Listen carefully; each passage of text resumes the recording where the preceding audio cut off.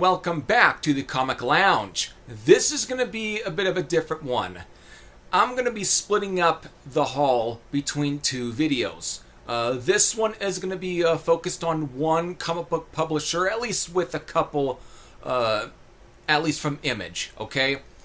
Whereas once I get in some more, because I'm waiting on at least a package that's going to have at least for at least one particular comic book character, then I'll eventually do the second part, and it's going to be mostly on the second comic book publisher. So this one's going to be focused on DC Comics.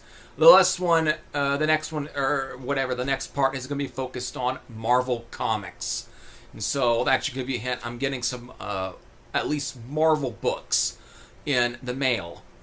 But for now, because I have such, and to be honest, I have such an extensive comic book collection, at least a haul at this point. I got a lot to show, stuff that I had gotten during my birthday, which was this past Monday, and I did a bit of shopping too, even a couple during the week of close to 4th of July, basically.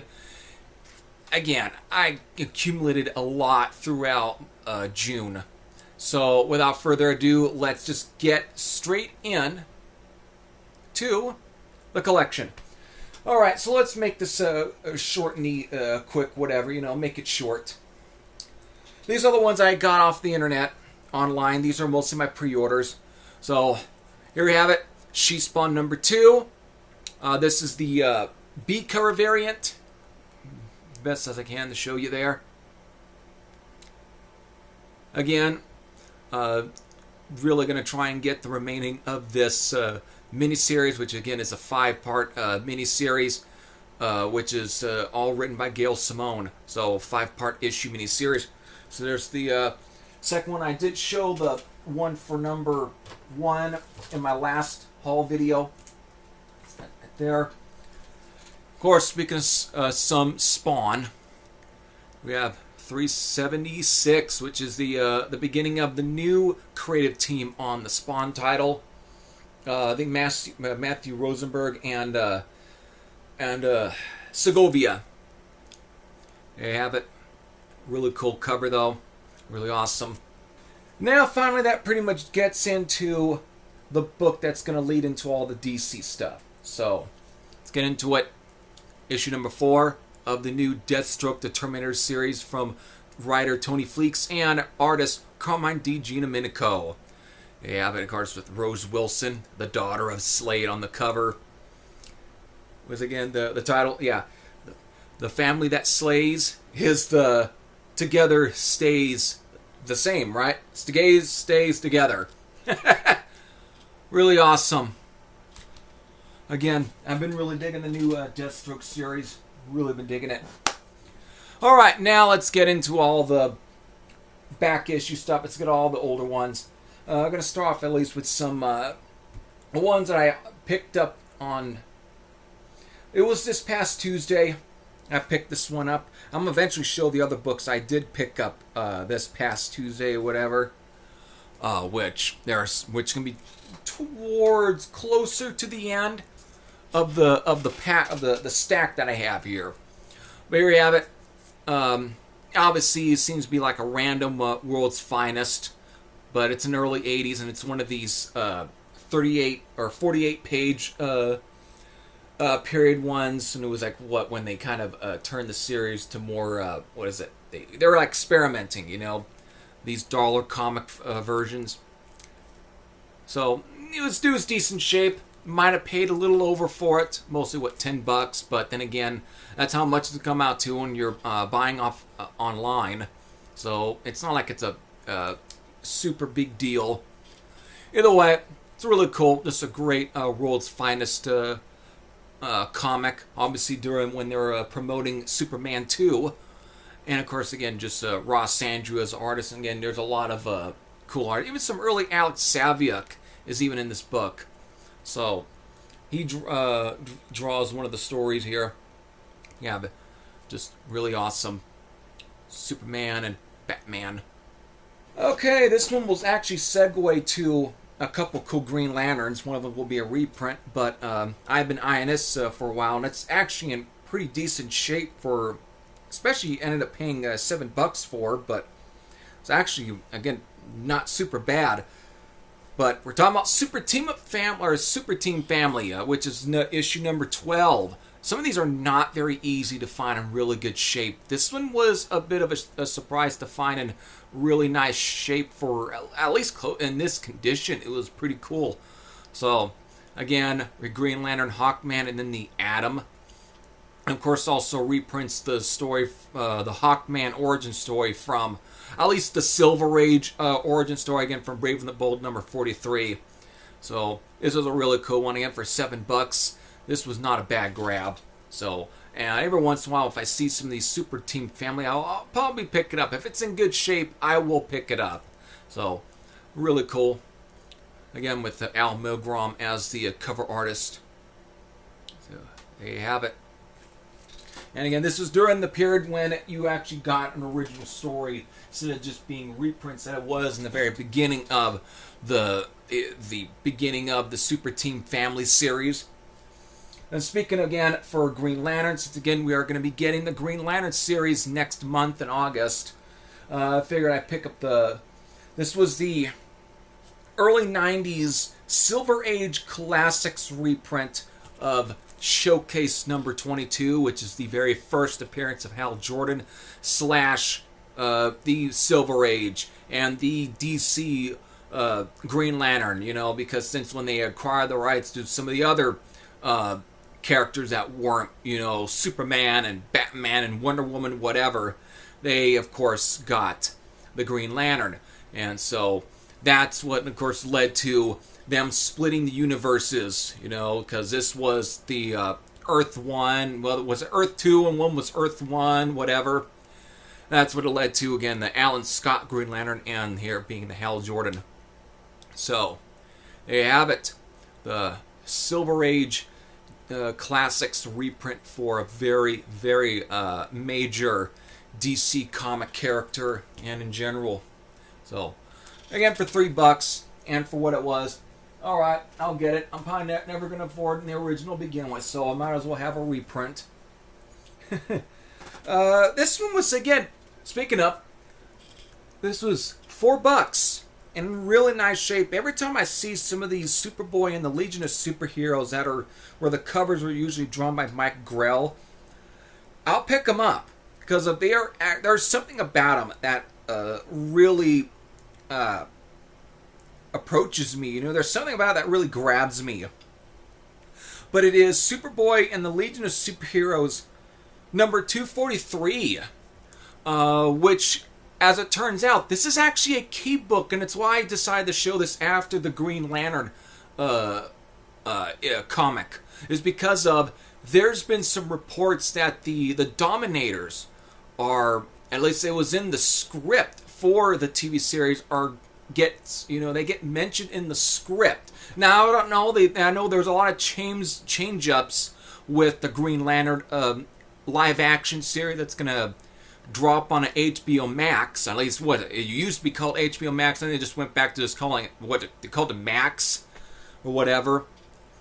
But either way, there had been, it has been reported back in 2020 that they were going to be in the script. But, again, things can change. But this is the second full appearance of the Dominators, who appeared. I meant to look it up, but I forgot. It's, I think, an issue of Adventure Comics from, 1967.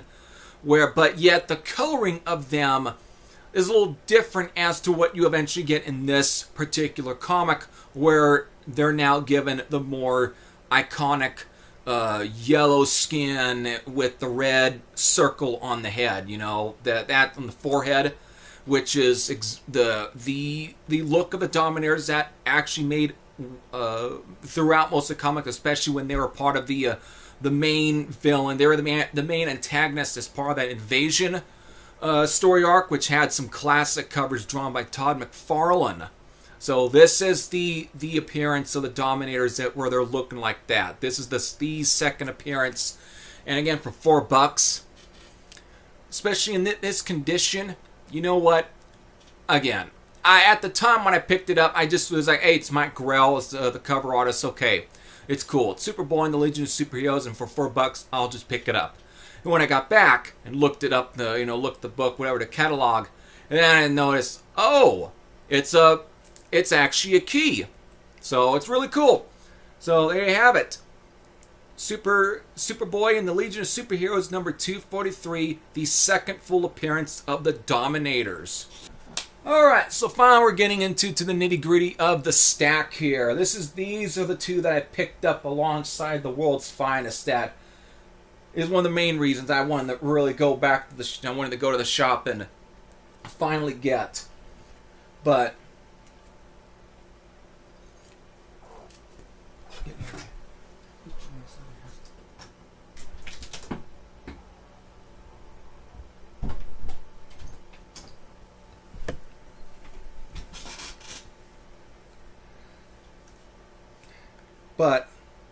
for at least $17, and for the condition,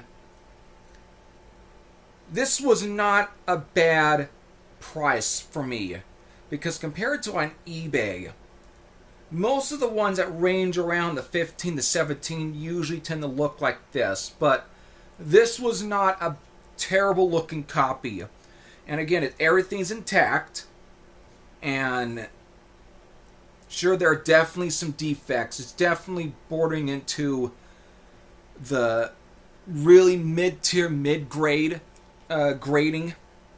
But still, for the price and being an early number in the Swamp Thing series during when it was Len Wein and Bernie Wrightson, I just couldn't pass it up. But it's issue number 6 of Swamp Thing, and sorry for all the glaring, but again, obviously at this point it's probably been, I did some touch-ups and some editing onto the video footage to kind of make it where you can at least see this book, because of even besides some of the issues there, definitely some spine ticks, and there's definitely some wear, at least some scuffing, around the corner, which this is a tough book to begin with to find in at least much nicer condition, and usually when you do, it does bump up the price. But again, for $17, you know what? I'll bite. I'll grab it. So really nice. It's really cool. Never really tend to find a lot of the early Swamp Thing issues. Normally when you do find them, it's going to be towards the close to the end of the run, never around the beginning of the run, and that's where everything gets a little bit priced down. Of course, the issue after this is the one with Batman, and that's still a very fairly it still ranges between the $50 and $40 range. So still really cool though. Always love finding some early numbered, at least the early Swamp Thing run from the Bronze Age. Really cool. And to pick up another Swamp Thing Bronze Age era comic. And still, even for the condition, $10 was really not a bad price.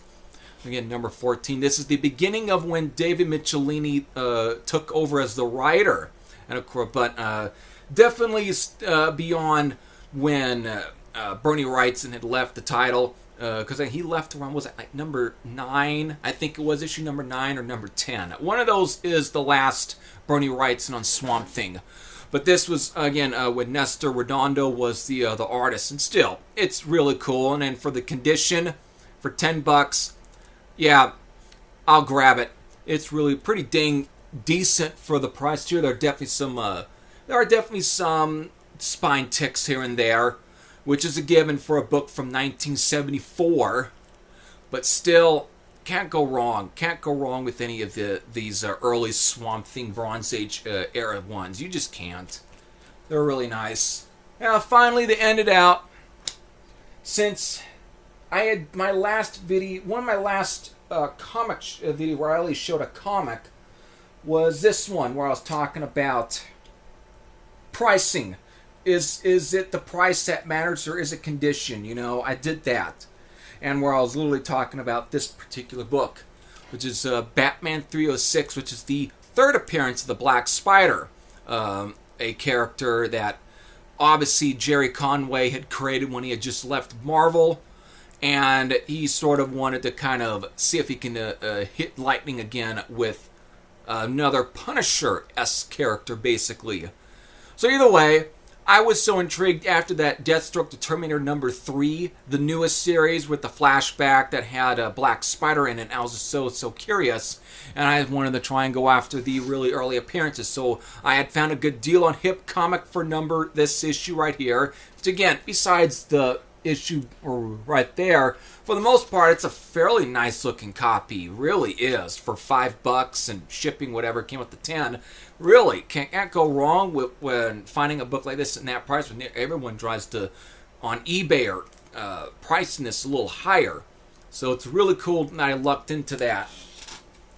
And then afterwards, I ended up finding it for a good deal.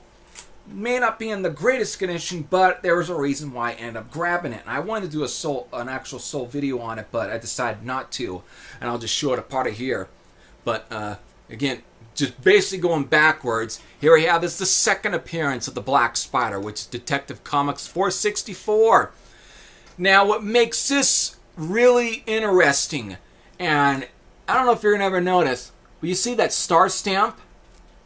If you're familiar with your comic book collecting and the stuff when it comes to variants, whatever, especially from the Bronze era, that right there should be a bit of a dead giveaway what particular variant this book is. This is literally a Mark Jewelers variant. I don't know if you're going to notice, but in between there, hopefully you're noticing it, but there's that little blue strip. That's it. That's the Mark Jewelers ad.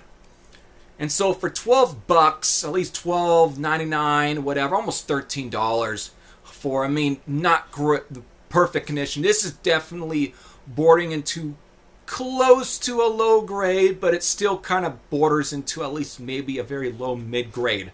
Still, for the price and for what it is, which is a very rare variant to begin with, these Mark Jewelers, especially for DC books during the Bronze Age, are really scarce. And especially when you find them with the star stamp, it makes it even scarcer. This is a rare book to find, at least in a Mark Jewelers to begin with. Very rare, and for the price, yeah, I'm going to bite down and grab it, since I also need the second appearance. This was at least worth it for me. It was worth it. So, there you have it. Detective Comics 464, the second appearance of the Black Spider, and I think also the second appearance of the Calculator. And so, really cool. Again, get out like a bonus Adams short story, which is where the Calculator first appears in. And there you have it. And finally, this just showed up by the day that I recorded it. This is when it showed up. There you have it. There's the first appearance of the Black Spider and the first appearance of the Calculator. So it is 463. This is definitely a mid-grade at best. Maybe bordering into close to a low, but not really. It's like, the guy stated it's like a 4.5. However, you can make an argument maybe a 5, but I doubt it. Still, for the price, what I'm willing to pay for, alright, I'll snap. Because again, if you look at a lot of the spine, yeah, it's definitely where it has most of the bang-up problems on. And the back has some issues there and there. But still, the way that it's at least presentable, it's not bad. I am at least happy to actually have a copy of the first appearance of the Black Spider. So it now completes the Black Spider early appearances. So there you have it. Really cool to begin with. So there you have it, folks. There's pretty much all the DC books that I picked up, and I really should point out, with my copy of 306 of Batman off of Hip Comic, I got for free the Next Level free comic book day one. So that's, you can see back there, that's was a freebie. Well, it was a free comic book day book. So there you have it. I hope all of you enjoyed. If you have any comments on any of the comics that I just picked up, you can leave them all down in the comment section below. But I should definitely recommend. Not only will it do me great, but it will do you great. Because once you hit that subscriber button, you won't miss out on any new content. Yes, I'm not as frequent with the uploads, but that's because I'm kind of been dying down on some pickups. But every once in a while, you will at least see some interesting videos that will come up if I have the idea. So there you go. Hope all of you enjoyed. Take care, everybody, and I'll see you again here real soon with the second part where I focus on all the Marvel book pickups that I've gotten. So, take care.